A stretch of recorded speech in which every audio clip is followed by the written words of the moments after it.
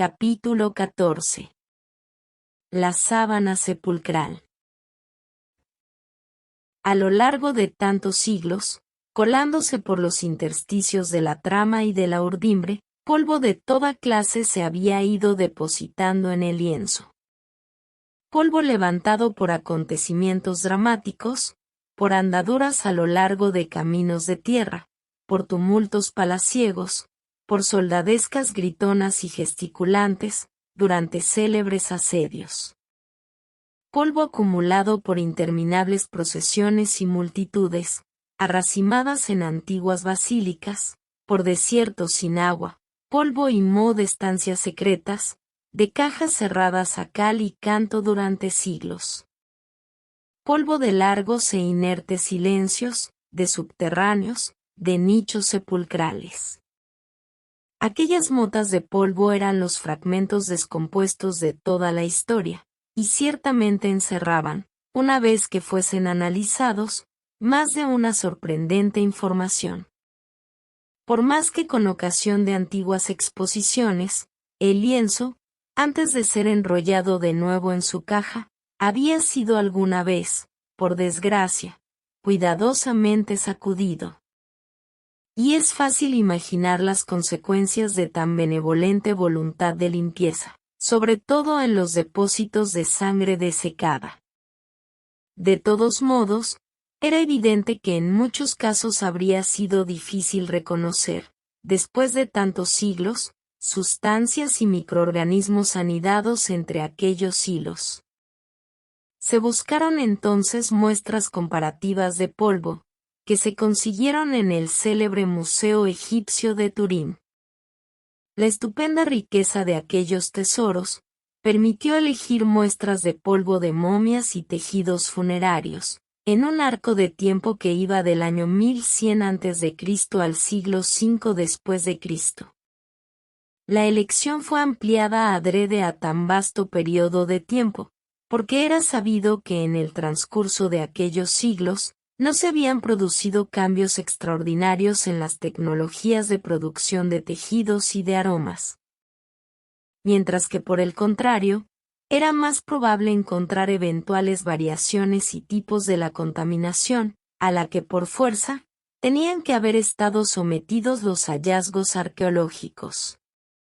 Se extrajeron, pues, muestras de polvo de momias de egipcios notables del Valle de los Reyes y de las Reinas, en puntos que todavía estaban bien cubiertos y protegidos por las vendas. También fragmentos y polvo de tejidos funerarios de época copta, manchados aún de residuos orgánicos. Los antiquísimos restos habían conservado aquel polvo durante 20 o 30 siglos, y sometidos a largos y minuciosos análisis, revelaron, tal como se esperaba, una gran cantidad de noticias sobre el ambiente geográfico del que provenían, los conocimientos tecnológicos de quien había utilizado aquellos tejidos, las sustancias empleadas para los ritos funerarios y las contaminaciones características de aquellas tierras en aquellos tiempos. En cierta manera, se pudo reconstruir el perfil de un ambiente funerario egipcio-palestino, de la época histórica sometida a investigación.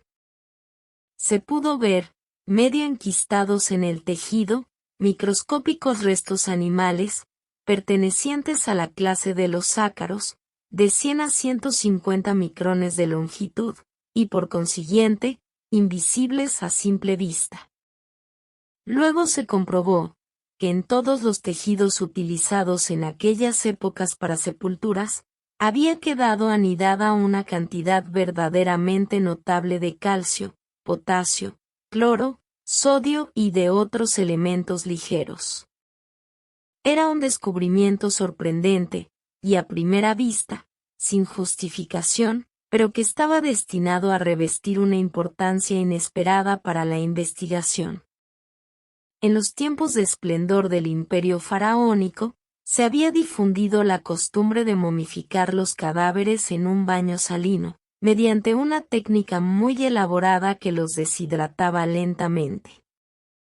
El ritual se había extendido por imitación, si bien con muchísimas variantes, hasta la vecina orilla asiática del Mediterráneo, hasta Siria y más allá. En los siglos de decadencia, el complejo ceremonial, con procedimientos que duraban incluso más de 70 días, se había simplificado poco a poco, como demostraban los cadáveres de las tumbas más recientes. Y se había llegado a esparcir en las tumbas sencillamente la sal, en granos o en salmuera, por debajo y por encima de los cuerpos. Durante todos aquellos siglos, la civilización hebraico-palestinense había mantenido un continuo intercambio comercial y cultural con el poderoso país vecino, Egipto, con el que había cambios mutuos de costumbres y tecnologías desde los tiempos de la esclavitud en Egipto. Este intercambio había alcanzado tal grado, que incluso en Siria, es decir, al norte de Palestina, han sido halladas necrópolis muy extensas donde los cadáveres, envueltos en lienzos, habían sido colocados en lechos de sal. Aquella sal había sido estudiada por los científicos y expertos en arqueología funeraria, y los análisis habían descubierto que se trataba justamente de una mezcla de carbonato ácido de sodio, potasio y magnesio. A pesar de los siglos, los cadáveres deshidratados de aquel modo se habían conservado. Era una especie de momificación, mucho más pobre y rápida que la de las altas épocas egipcias. Estaba técnica y económicamente más a la mano de las poblaciones locales, y por último, correspondía al espíritu religioso profundamente diverso, al respeto esotérico del cadáver, al que no se querían infligir manipulaciones mutiladoras, aun tratando en todo caso de asegurar una desinfección, a la vez decente e higiénica, en aquel calurosísimo clima. Los judíos palestinos, por más que dispusieran de grandes reservas de sal en el área desértica del Mar Muerto, la utilizaban en raras ocasiones, porque estaba cargada de impurezas y era muy amarga a causa de un fuerte porcentaje de magnesio. En cambio, la civilización hebrea importaba de Egipto una sal refinada y de excelente calidad, extraída y elaborada en el delta del Nilo.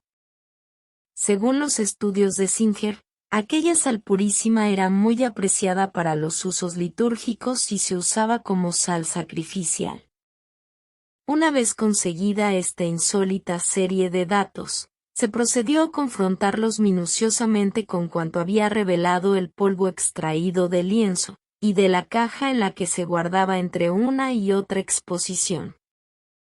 Y así se descubrieron sorprendentes analogías entre el polvo que había en la sábana, y el extraído de los tejidos funerarios que con certeza pertenecían a la misma área geográfica y al mismo tiempo histórico. El polvo estaba metido en las fibras del tejido de la misma manera. Su aspecto óptico y morfológico era prácticamente el mismo, antiguos pólenes de plantas, que habían quedado en los tejidos. Estaban incrustados a causa de una contaminación ambiental que les daba un aspecto parecido.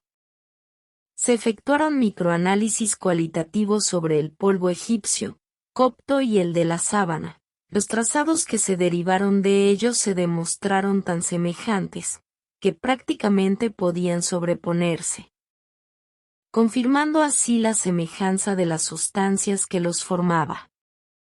La sábana estaba invadida también de antiguos ácaros microscópicos, y su estructura era igual a la de los ácaros encontrados en los tejidos de muestra.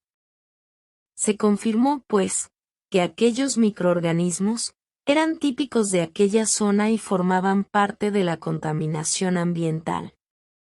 Por fin se descubrió que, como los otros tejidos funerarios, la sábana, después de tantos siglos, traslados, despliegues y exposiciones, llevaba encima una cantidad notable de carbonato ácido de sodio, potasio y magnesio. Y una sal, la antigua sal sepulcral, el natrón. Encontrar un material como este, tan netamente reconocible, que desde tiempos inmemoriales se utilizaba en aquella área del Mediterráneo oriental, para fines indiscutiblemente funerarios, dejaba abierto un solo camino para definir el uso a que aquel lienzo había sido destinado, un uso sepulcral, análogo a aquellos tejidos, seguramente sepulcrales, del Museo Egipcio de Turín.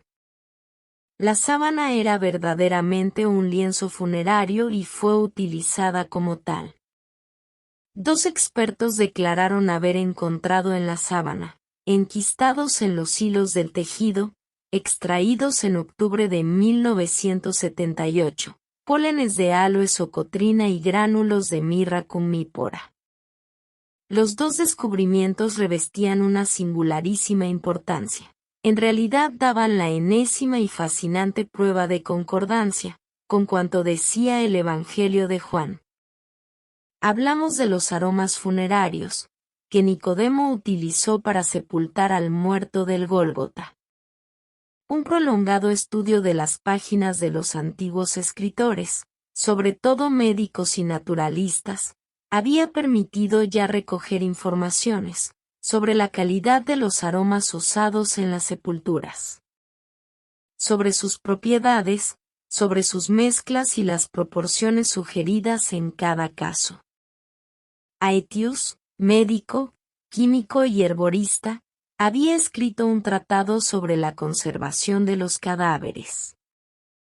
El espíritu de aquel tiempo, que recordaba todavía los prodigiosos rituales de embalsamamiento de los antiguos egipcios, era sensible al uso de sustancias, que en razón de la higiene colectiva, de la oblación sacrificial y propiciatoria, y del respeto a los restos mismos de los amados difuntos, alejasen de los cadáveres la injuria de los animales depredadores. En cierto modo, necesitaban que protegiesen su natural descomposición. Aetius recomendaba, como suficiente para esta finalidad, 1 libra de aloe y 1 de mirra. Otros 2 médicos celebérrimos de aquel tiempo, Galenos y Dioscórides, sugerían la utilización de aloe y mirra en los ritos sepulcrales, por sus cualidades disecantes y antisépticas, disiccandi citra mordacitatem. La capacidad de deshidratar sin quemar. Los antiguos autores indicaban 2 maneras de usar los aromas, y una no excluía necesariamente la otra. En polvo finísimo y bien mezclado, o migma, que se esparcía, o en una solución oleosa, o estacté, que se derramaba o extendía. Así se había llegado a la conclusión de que el migma usado por Nicodemo, según el Evangelio de Juan, debió de ser una mezcla de polvos antisépticos y olorosos, embalsamatorios, como son justamente la mirra y el aloe. Pero quedaba un interrogante, surgido precisamente del Evangelio de Juan, un enigma tal que bordeaba la falta de lógica total. El evangelista habla de una cantidad de aromas casi hiperbólica. 100 libras, dice, más de 30 kilos. Una cantidad todavía más extraordinaria, si se la compara con la farmacológica precisión de los 700 gramos, prescritos por Aetius. Y mientras tanto, por el lado opuesto, había surgido un nuevo problema. Ni John Heyer, durante sus acuciosas investigaciones, ni otros estudiosos del Estorp, habían conseguido identificar residuos de sustancias aromáticas. Nada identificaron en las cintas adhesivas aplicadas a la sábana, sobre el lado que había estado en contacto con el cuerpo. Prácticamente no se tenía idea de los posibles modos en que eran utilizados los aromas y perfumes, a la vez rituales y conservadores. Algunas noticias, históricas y arqueológicas, aportaban sugerencias indirectas, pero nada más. Se hallaba una indicación en el libro de los Paralipómenos, en un periodo de rigurosa observancia religiosa, de revaloración y puntilloso respeto de las tradiciones. Asa, rey de Judá, muerto en el año 876 a.C., había sido sepultado sobre un lecho lleno de aromas y especias, preparados según el arte de la perfumería. Muchos siglos después, en tiempos ya cristianos, personajes cuyo origen era probablemente egipcio u oriental, fueron sepultados en las catacumbas con esta técnica. Era una rememoración de los antiguos ritos y casi un intento de embalsamamiento, envueltos en una gran cantidad de aromas que realmente disecaron los restos mortales, conservándolos. En las catacumbas de Santa Inés, en la Vía Nomentana, muertos, seguramente cristianos, habían sido cubiertos con un sutil lienzo y luego tapados cuidadosamente, casi revestidos, de una capa de cal. Quizá en recuerdo del antiguo uso del natrón, que ya no era posible encontrar en la Roma de aquel tiempo. Pero todas estas informaciones proyectaban solamente una débil luz sobre la investigación. En la propia Roma y en la misma Vía Nomentana, sin embargo, muy cerca de la muralla, se había excavado, entre el segundo y el tercer siglo, y se había extendido poco a poco, un cementerio subterráneo judío. El terreno en el que se habían construido aquellas catacumbas había permanecido intacto durante siglos. Así que, desde octubre de 1973 hasta junio de 1974, se efectuó una campaña de excavaciones en aquellos laberintos subterráneos. Se vio enseguida que no habían sufrido grandes daños a causa de los saqueos, como había ocurrido, en cambio, en otras muchas célebres catacumbas cristianas. Durante cientos de años, las galerías habían permanecido bien protegidas de las adversidades meteorológicas y de los desequilibrios térmicos de las estaciones. Se limpiaron de tierra diversas galerías que desde hacía muchísimos años nadie había recorrido, y se descubrió la entrada primitiva de una segunda catacumba, que estaba enterrada. El ambiente parecía abandonado desde hacía muchos siglos. Aquella tierra debía encerrar informaciones, no contaminadas, sobre las costumbres funerarias judías de la época. Un regreso tan total y directo a un ambiente de más de 1800 años de antigüedad, era una aventura verdaderamente afortunada y rarísima. En realidad, la mayor parte de los cementerios judíos, tanto en Palestina como en la diáspora, sufrieron abandonos forzados, profanaciones y saqueos. Por si fuera poco, los avatares de las variaciones climáticas, de las lluvias, de los agentes externos, habían provocado serios desperfectos, en vestigios de la costumbre funeraria de sepultar con aromas. Costumbre que parece fue común en la sociedad judía de la época. El terreno de la Vía Nomentana, además, por otra afortunada coincidencia, era seco y poroso. Su estructura geológica era ideal para absorber y mantener sustancias oleosas. Y esto evitó que hubieran sido esparcidas o derramadas. Ya en las catacumbas cristianas, se habían encontrado rastros de la costumbre de esparcir aromas líquidos, probablemente en una solución aceitosa. Máxime, teniendo en cuenta las huellas todavía hoy existentes delante y a lo largo de la pared del nicho cerrado, en señal de devoto homenaje. De ello habían hablado los antiguos escritores, como Prudencio y Paulino. Era costumbre ungir las piedras sepulcrales, sobre todo las de los mártires, y con mayor riqueza y abundancia en los días de aniversario. Igual que nosotros hacemos hoy con las flores. Pero las antiguas y abandonadas tumbas de la Vía Nomentana revelaron algo que jamás había sido visto. La piedra de los nichos estaba cubierta por una pátina negruzca, como en las catacumbas cristianas, residuo de los antiguos homenajes de sustancias olorosas. Sin embargo, recubría también, y era la primera vez que se encontraba una tal disposición, el interior del nicho, el suelo, las paredes y la bóveda.